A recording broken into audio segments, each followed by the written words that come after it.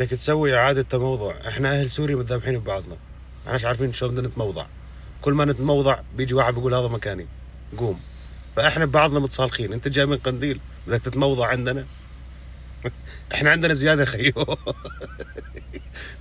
بعدين في شاب كان يقول إحنا بدنا ناخذ دمشق بساعتين. أهل دمشق صار لهم يومين ناطرينك، بستنوك عند الصيدلية. وينك خيو؟ ضايع؟ إذا ضايع جيبوه على الجامع أو خذوه على باصات الهوب هوب، خليه يروح على الشام. ولا لأنك راجع رجوع ما انتش عارف حالك وين. مقواكم برجوع، حتى سياراتكم ما فيهاش لقدام، كأنه كلها أرانية. تنفع شوفير تريل أنت مظلوم. أنت لأنك راجع رجوع فراسك فاتل، ما انتش عارف حالك وين. هذا طريق العراق معلم، أنت بخربط دمشق بالعكس.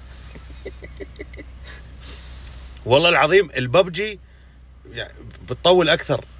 أنا لأني بمشي مع الزون بالببجي، عرفت؟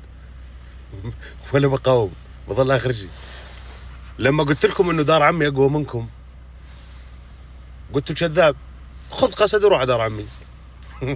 مرت عمي بتقاوم بالحفاية أبدا، ثلاث أيام 4 أيام شلون ما كان. ودار عمي كلهم بالعجار أبدا. روح شو بدك تتموضع؟ وين بدك تتموضع؟